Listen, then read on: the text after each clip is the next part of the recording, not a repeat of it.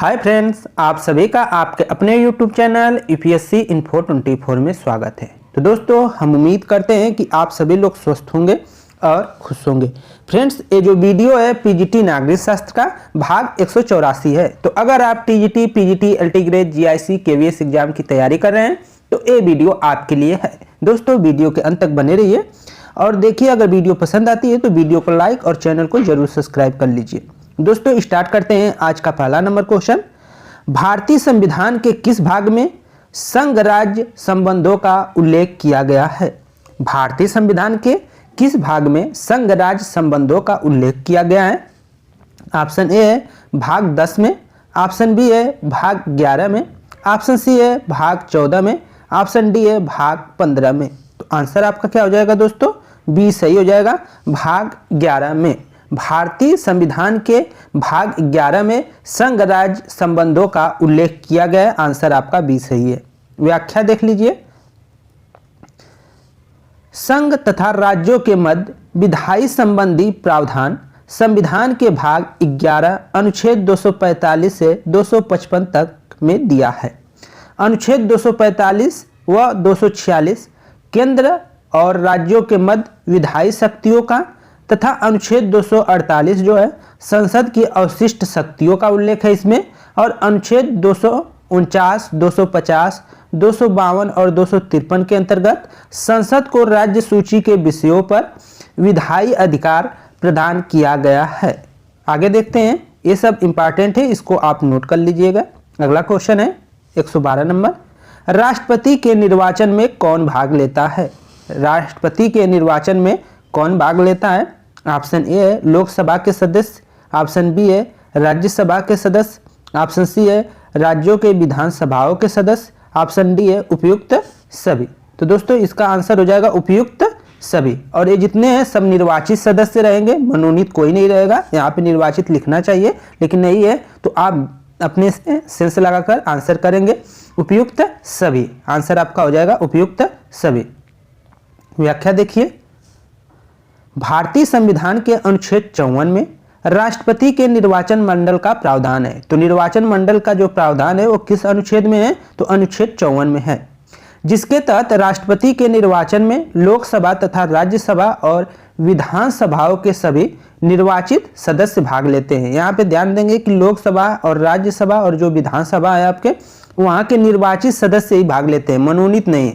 राष्ट्रपति द्वारा मनोनीत लोकसभा और राज्यसभा के सदस्य भाग नहीं लेते हैं तथा राज्यों में राज्यपाल द्वारा विधानसभा में नियुक्त तथा विधान परिषद के सदस्यों की जो है वो अभी भाग नहीं लेते हैं। जिनको मनोनीत राज्यपाल द्वारा विधानसभा और विधान परिषद में किया जाता है वो अभी भाग नहीं लेते हैं। तो दोस्तों, आप कमेंट में बताइए कि हमारे लोकसभा में और राज्यसभा में, ठीक है, लोकसभा और राज्यसभा में कितने सदस्यों को मनोनीत किया जाता है। कमेंट में जरूर बताइएगा कि लोकसभा में कितने सदस्यों को मनोनीत किया जाता है और राज्यसभा में कितने सदस्यों को मनोनीत किया जाता है। दोनों का आंसर आप कमेंट बॉक्स में जरूर बताइए कि राष्ट्रपति द्वारा लोकसभा और राज्यसभा के लिए कितने सदस्यों को मनोनीत किया जाता है। आगे चलते हैं। 113 नंबर क्वेश्चन है। संसदीय जनतंत्र सरकार का उत्तम रूप है क्योंकि? संसदीय जनतंत्र का सरकार का उत्तम रूप है क्योंकि शासन शक्ति राष्ट्रपति में निहित होती है।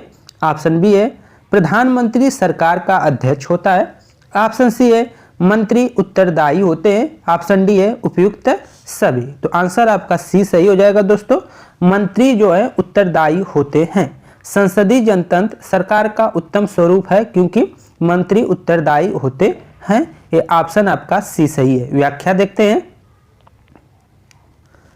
संसदीय जनतंत्र सरकार का उत्तम रूप है क्योंकि मंत्री उत्तरदायी होते हैं। विश्वास प्रस्ताव के दौरान एक मंत्री के अविश्वास पारित होने की दशा में पूरा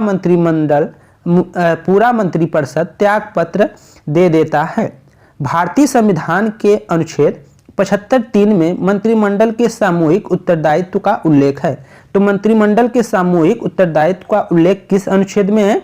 तो भारतीय संविधान के अनुच्छेद 75(3) में है। ठीक है, इसको आप यहाँ से यहाँ तक जरूर नोट कर लीजिएगा दोस्तों। ये क्वेश्चन पूछा जा सकता है कि भारतीय संविधान के किस अनुच्छेद में मंत्रिमंडल के सामूहिक उत्तरदायित्व का प्रावधान किया गया है या उल्लेख है। तो आंसर होगा आपका अनुच्छेद 75(3). इसको आप नोट कर लीजिएगा। आगे देखते हैं 114 नंबर क्वेश्चन है, स्वतंत्रता और समानता एक दूसरे के विरुद्ध नहीं अपितु एक दूसरे के पूरक है, यह किसका कथन है। तो दोस्तों यह कथन किसका है ये बताना है। ऑप्शन ए है Mahatma Gandhi, B A Laski, C A Green, D A Mill. तो आंसर हो जाएगा आपका लास्की। ये कथन क्या हो जाएगा, लास्की का है दोस्तों, कि स्वतंत्रता और समानता एक दूसरे के विरुद्ध नहीं अपितु एक दूसरे के क्या है, पूरक है। तो इसको आप नोट कर लीजिएगा।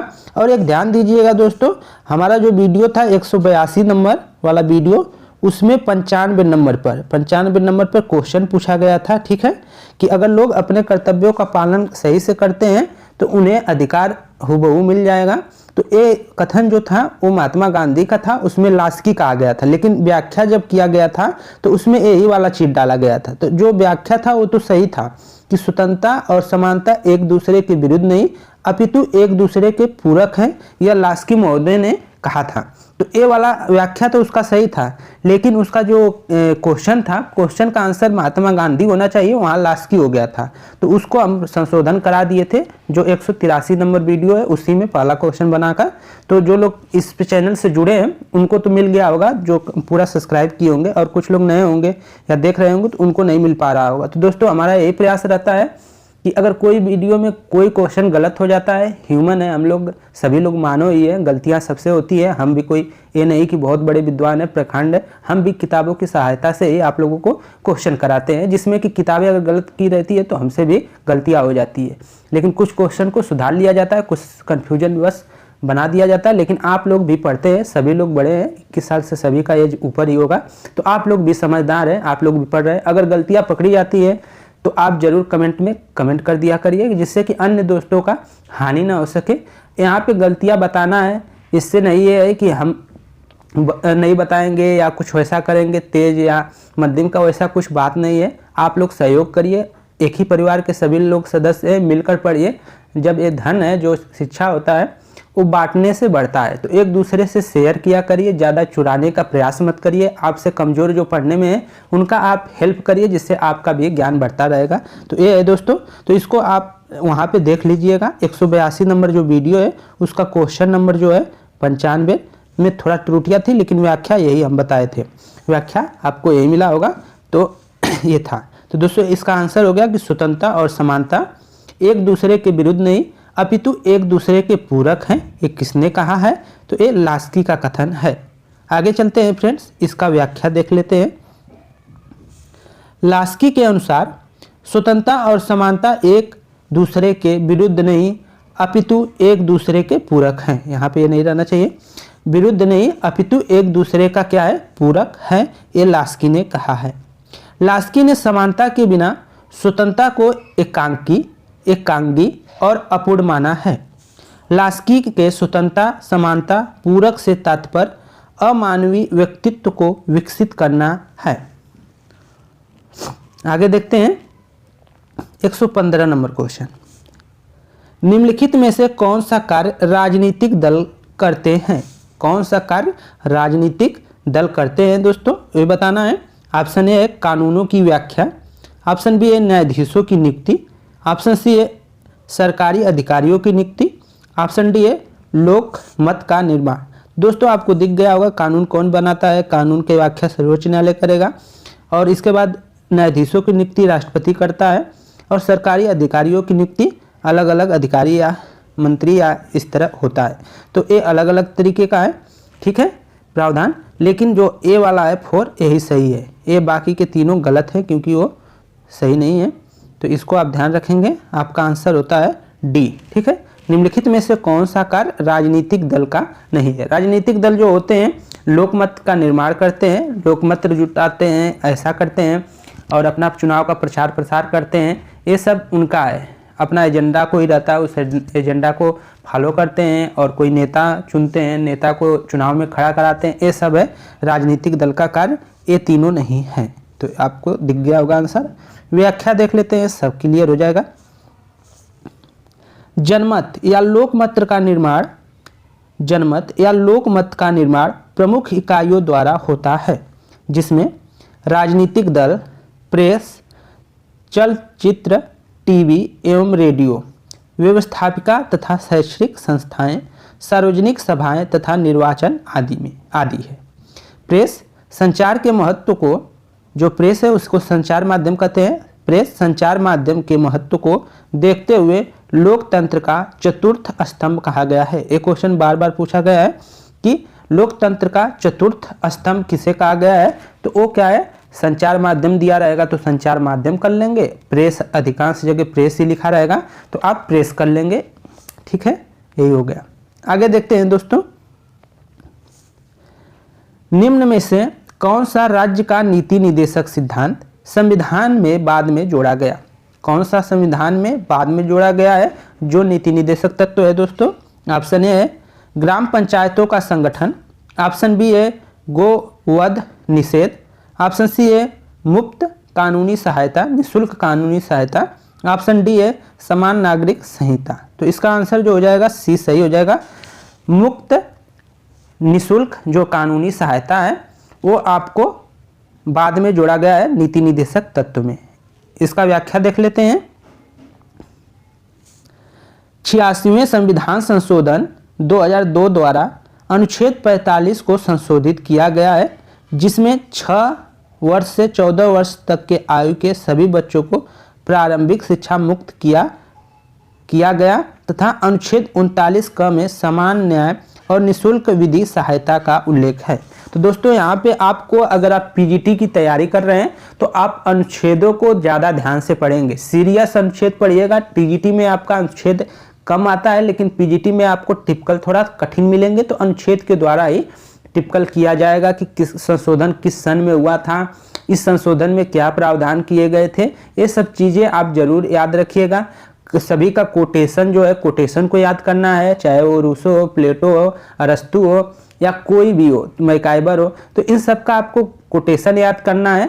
इन सबको आप नोट कर लीजिएगा, उनकी पुस्तकों को अलग अलग नोट कर लीजिए। हर किसी का अरस्तु का पुस्तक कितना है, जो 4-5 उसके पुस्तक हैं, मैकाइबर के जितने पुस्तकें हैं, जेम्स के जितने पुस्तकें हैं, ठीक है, जेम्स मिल के जितने पुस्तकें हैं, कौटिल्य के जितने पुस्तकें हैं, जो मिल रहे हैं वो आपको नोट कर लेना है। एक मतलब एक बना लीजिए कापी, अलग अलग कोटेशन कुछ लोगों का, उनके पुस्तकों को आप नोट कर लीजिए। बार बार आपको कहीं ढूंढना ना पड़े, ऐसे क्वेश्चन पूछा जा रहा है, संशोधन से संबंधित क्वेश्चन पूछा जाएगा।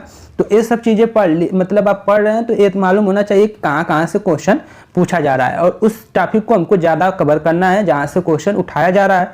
ऐसा ना हो कि हम बेवजह का कुछ पढ़ें, और हमेशा सिलेबस को ध्यान में रख कर पढ़िए। सिलेबस का प्रिंट निकलवा लीजिए या लिख लीजिए और उसी को देखकर ही पढ़िए कि आपको किस पे ज़्यादा फोकस करना है। जैसे कौन कौन से विचारक पढ़ना है, प्लेटो हो गया, हब्स हो गया, लाक हो गया, रूसो हो गया, कौटिल्य हो गया, मनु हो गया, तो इन सबको आप ज़्यादा पढ़िए कि इनके बारे में आपको ज़्यादा से ज़्यादा पढ़ना है। पूरा का पूरा सिलेबस देखते रहिए और पढ़ते रहिए। तो यहाँ पे 2 क्वेश्चन बन रहे हैं। 86वें संविधान संशोधन जो 2002 में हुआ है के द्वारा एक अनुच्छेद 45 को संशोधित किया गया, और अनुच्छेद 45 में क्या है, जिसमें 6 वर्ष से 14 वर्ष आयु के सभी बच्चों को प्रारंभिक शिक्षा क्या किया जाएगा, मुफ्त दिया जाएगा। तो प्रारंभिक शिक्षा मुफ्त देने की व्यवस्था किस अनुच्छेद में किया गया है, तो अनुच्छेद 45 में है। और अनुच्छेद 39 क में क्या है दोस्तों, समान न्याय और निःशुल्क विधि सहायता का उल्लेख है। तो यहाँ से 2 क्वेश्चन क्या 3 क्वेश्चन बन जाएंगे, आप अच्छे से पढ़ेंगे तो। 3 कैसे बनेंगे ये आपको दिख गया होगा। आगे देखते हैं 17 नंबर क्वेश्चन। राज्य की उत्पत्ति का कौन सा सिद्धांत राज्य को क्रमिक विकास का परिणाम मानता है? राज्य की उत्पत्ति का कौन सा सिद्धांत राज्य को क्रमिक विकास का परिणाम मानता है? ऑप्शन ए है दैविक सिद्धांत, ऑप्शन बी है शक्ति सिद्धांत, सी है ऐतिहासिक एवं विकासवादी सिद्धांत, ऑप्शन डी है सामाजिक समझौता का सिद्धांत। तो दोस्तों आंसर आपका सी सही हो जाएगा, ऐतिहासिक एवं विकासवादी सिद्धांत। तो दोस्तों यही सिद्धांत सबसे अच्छा माना जाता है, एथेंटिक माना जाता है। तो राज्य की उत्पत्ति का कौन सा सिद्धांत राज्य को क्रमिक विकास का परिणाम मानता है, तो वो है ऐतिहासिक एवं विकासवादी सिद्धांत। ऑप्शन सी सही है। व्याख्या देख लीजिए। ऐतिहासिक एवं विकासवादी सिद्धांत के अनुसार राज्य की उत्पत्ति क्रमिक विकास का परिणाम है। विकासवादी सिद्धांत के संदर्भ में मैकाइबर, गिलक्राइस्ट, मैकिल वर्क और वर्गिस आदि हैं। तो विकासवादी सिद्धांत के समर्थक कौन कौन है, इनको नोट कर लीजिएगा। मैकाइबर है, गिलक्राइस्ट हैं, इसके बाद है मैकिल वर्क और इसके बाद वर्किस। ये 4 लोगों का नाम आप जरूर याद कर लीजिएगा। ये आपसे पूछा जाएगा कि विकासवादी सिद्धांत के समर्थक निम्न में से कौन नहीं है, तो वहाँ पे आपको ये 4 नामों में से 3 नाम दे देगा, ये किसी और का नाम दे देगा, तो ये आप नोट कर लीजिएगा। मैकाइबर के अनुसार रक्त संबंध का समाज जन्म देता है, रक्त का संबंध समाज को जन्म देता है और समाज आगे चलकर राज्य को जन्म देता है। दोस्तों यहाँ से एक कथन हो जाएगा कि मैकाइबर कहता है कि रक्त का संबंध समाज को जन्म देता है और समाज आगे चलकर राज्य को जन्म देता है। ये किसका कोटेशन है, तो ये हो जाएगा मैकाइबर का, इसको याद रखिएगा। और विकासवादी सिद्धांत मुख्य रूप से मैकाइबर आता है, बार बार किसने प्रतिपादित किया, मैकाइबर कर लेंगे तो कोई गलत नहीं है। आगे चलते हैं। 118 संसदात्मक और अध्यात्मक सरकारों का वर्गीकरण किस आधार पर किया जाता है। ऑप्शन ए है विधायी और कार्यपालिका के बीच संबंध, ऑप्शन बी है राजनेताओं और लोक सेवकों के बीच संबंध, ऑप्शन सी है लिखित और अलिखित संविधान, ऑप्शन डी है कठोर यहाँ पे कोष्टक लग गया है, कठोर अनमनीय और लचीला संविधान। तो किसके माध्यम से ये वर्गीकरण किया जाता है दोस्तों, तो 118 का जो आंसर हो जाएगा वो ए सही हो जाएगा, विधायिका और कार्यपालिका के बीच संबंध। तो संसदात्मक और अध्याक्षात्मक सरकारों का वर्गीकरण किस आधार पर किया जाता है, तो विधायी और कार्यपालिका के बीच संबंध के आधार पर किया जाता है इनका वर्गीकरण। व्याख्या देख लीजिए। संसदात्मक और अध्याक्षात्मक सरकारों का वर्गीकरण विधायिका और कार्यपालिका के बीच संबंधों के आधार पर किया जाता है। संसदात्मक शासन व्यवस्था के अंतर्गत व्यवस्थापिका और कार्यपालिका परस्पर संबंधित होते हैं। कार्यपालिका व्यवस्थापिका के प्रति उत्तरदायी होते हैं, जबकि अध्यक्षात्मक प्रणाली में कार्यपालिका और व्यवस्थापिका पृथक पृथक होते हैं। तो इसको आप ध्यान से पढ़ लीजिएगा। आगे देखते हैं 119 नंबर क्वेश्चन। निम्नलिखित में से कौन सा एक दबाव समूहों की भूमिका नहीं है। निम्नलिखित में से कौन सा एक दबाव समूहों की भूमिका नहीं है, नहीं बताना है दोस्तों, है नहीं बताना है, नहीं है, ठीक है।